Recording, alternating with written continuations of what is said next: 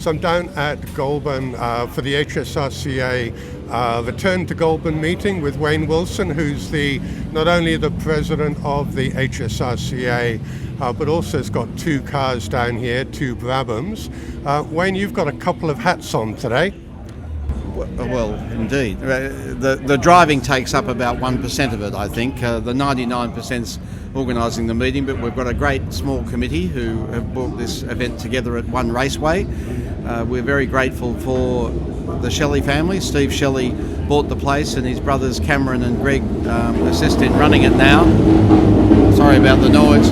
It's a race meeting. And it's certainly the other event is the 30th anniversary of the first historic meeting held here, which was basically the opening of this circuit 30 years ago, when Paul Samuels and John Carter, two founding members of the HSRCA, built the whole place for club motorsport in the country, picnic race meetings. And that was 30 years ago, sort of last month, and we're very pleased to be back here. And so you've got a huge list of entrants today. You must be quite pleased and proud that you've got the whole place is full of cars. Indeed, we're very pleased indeed. There's one particular reason which I'll come to, but we have over 200 entries, which is a record for the HSRCA in the last decade or 20 years here.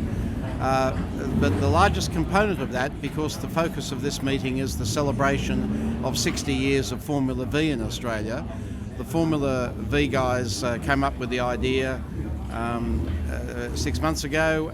One of them was on our committee and said, we'll get 60 cars for 60 years. And we all thought, well, that's a tall order, because you usually see 15 or so Vs out, and they got 65 to celebrate their 60 years. So that's the major theme of this meeting, and they look absolutely fantastic. Of course, they've brought their old historic 1200s, 1600s, and some are running in regularity, which is not racing. It's an event in which you guess your lap time, and we've got two different events for the racing ones, the larger engine ones and the 1200s. And they're a fantastically enthusiastic bunch, I suppose, as all of us are, but that category has been the start of careers of many, many people. It's literally the epitome of entry-level motorsport. They're based on Volkswagen chassis and Volkswagen suspension and Volkswagen engines, and they also, though, because they're almost identical, they are very close racing. So they teach people the skills of drafting and braking and getting past people wherever you can. And they are certainly a welcome feature of this event, with 65 of them turning up. And this circuit has just reopened as well in recent months. And I haven't been down here for probably a couple of years. It's changed quite a bit, hasn't it? Yes, the Shelley family engaged some professional circuit design people to work on some changes, which is at both ends of the main straight. Particularly, the circuit is 150 metres longer than it used to be, and the corners at the end of the straight and the beginning of the straight have changed dramatically. And the circuit, the lap times are a few seconds longer, because of the 150 metres length, and I love it. It's a very sweeping circuit, suits my car. Has it adjusted the driving style because of those changes? Yes, it's a more flowing circuit. It got rid of the hairpin bend on the last corner onto the straight. It's now a sweeping corner called the slingshot, for good reason. So you come onto the straight possibly a bit quicker, and it's a lot of drainage work they've done here to stop it flooding in heavy rain, which we're having none of this weekend. And they've built wonderful new facilities. So the drainage is a particular cost, and because of their past noise issues, they've built two massive retaining spectator walls or sound walls at each end of the straight, which protect the noise being transmitted on the prevailing winds. millions of tons of soil, literally, that they've moved, and it's one of those earth mounds are now open for spectator watching, which is terrific.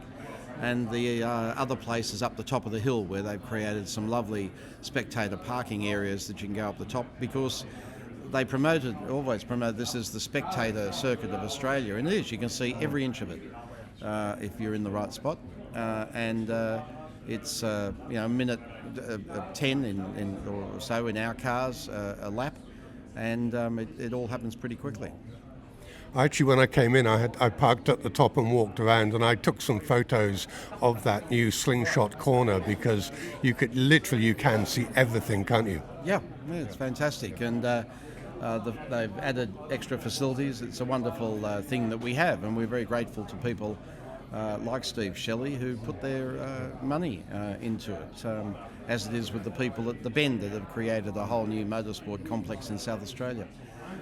And Tony Quinn, who's renovated Queensland Raceway. So it takes those motoring enthusiast people with a deep pocket. That's great. But this event is the first historic event in Australia for the year, obviously, I suppose. But the HSRCA traditionally had a meeting here early in the year, so we're trying to repeat that. And it's turned out to be a beautiful day, and the tyres will get hotter and stickier as the day goes on. Can we talk about the cars, because you brought two Brabhams today? You're driving number 35. Can you describe that and tell me a bit of the history of it? Indeed, it's a BT35, hence the number. Brabham, it's significant. It's virtually the last space frame Brabham. It's made in 1971, the year that Ron Toronak sold the business that he'd taken over completely from Jack when Jack retired. Sir Jack Brabham, and it's one of the first cars, Brabhams with wings. It fits into what's called in historic racing Group P, which is a very small window of cars that had rudimentary aerodynamic aids and run on treaded tyres. So I run with the 60s cars by invitation, and frankly the wings just slow it down. That's why they're rudimentary aerodynamic devices. And what size motor's in it? So this has got a 1600 BDA. It was built to the Formula Atlantic standards in the United Kingdom, which you'd remember. They raced on both sides of the Atlantic, so half the cars were in America and half the cars were in basically England. And at the time, Formula 2 was also 1600, but the proper World Formula 2 Championship cars all ran FVAs. And you can buy one of those still today for about £100,000. And so they were always a bit more upmarket, and so Formula Atlantic was a category a bit less than that level, and so they're both 1600. They only make a handful of more horsepower than the twin cams, which is what most of the other cars have, and of course they were only available in road cars like the Mexico Escorts in that period. It's first 16-valve engine. It's a beautiful car. The other one is also a Brabham. Which one is that? So the BT21, the blue car, I've had for about a decade. It's got a twin cam. It's a sort of Australian Formula. Oh, sorry, it was a Formula B car in the United States. So they call their formulas over there A, B, and C because they didn't want to or couldn't copy Formula 1, 2, 3. So Formula B was the middle category, and they had 1600 Ford twin cams, which came out of the Lotus Cortina originally, and my engineer drives that, and so we have two cars at this event. He beats me because he's a better driver than me, and the car handles like it's on rails, but it's a BT21 made in 1967. And you're saying you've got a number of other meetings coming up in the year. Do you do 4 or 5 major events like this? Well, the HSRCA is booked to run 4 meetings this year, as we did pre-COVID and pre this track being closed for legal reasons, and so we will have booked 2 at One Raceway at Goulburn. The second one's on the 30th and 31st of August.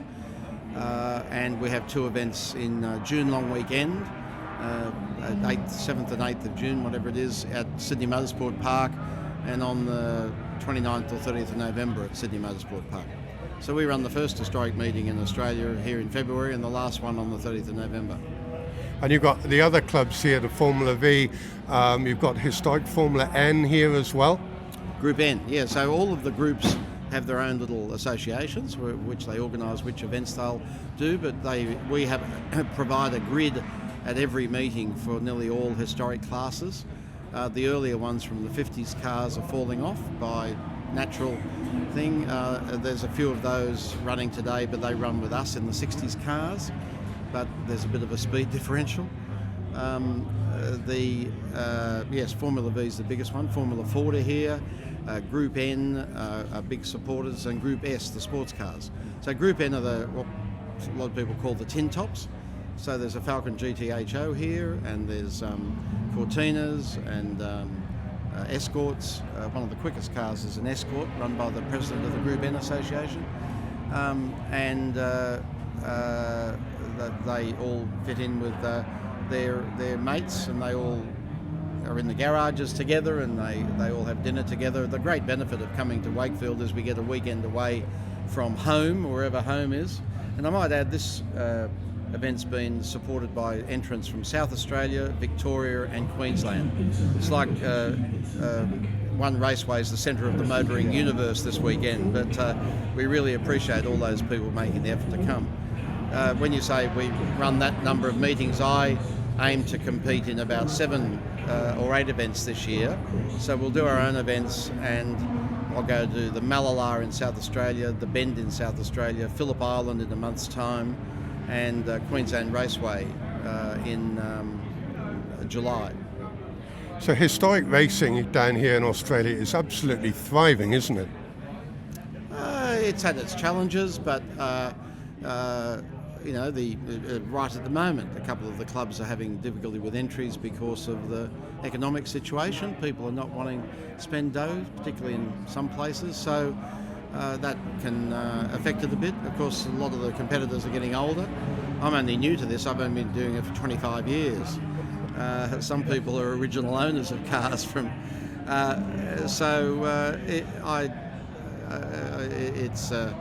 many of the categories are thriving. I mean, the rebirth and the huge numbers of Formula V's are testament to that. And if anyone wants to get started in motor racing, that's the way to do it.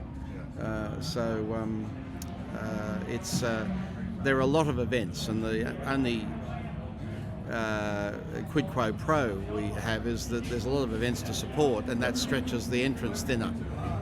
So people have only got so many days they can take off, or so, a budget for travelling, and I just keep doing it because we should. Yes. And I've known a lot of members of the HSRCA for the last probably 10, 15 years. It seems to be an association that has very long-term membership. We do indeed. And our numbers are creeping up each month. We're not shrinking. We appoint, we get new members which we seek to get at events like this, encourage people to get an historic car.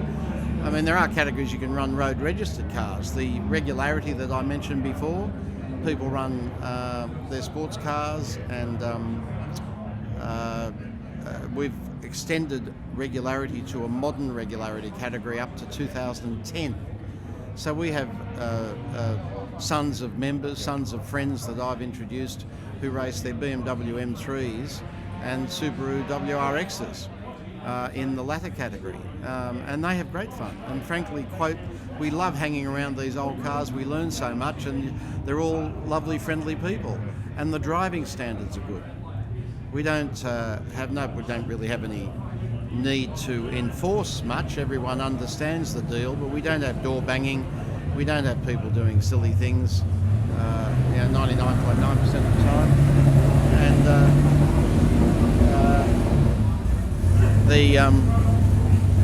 there's a noisy Porsche behind us. It's generally a pleasant atmosphere. Clerk of the course loves coming to these things. The officials love it. when we have the officials' dinner on the Saturday night, they stand up and say, look, we just like to say we go out of our way to come to these meetings because we love the HSRCA people.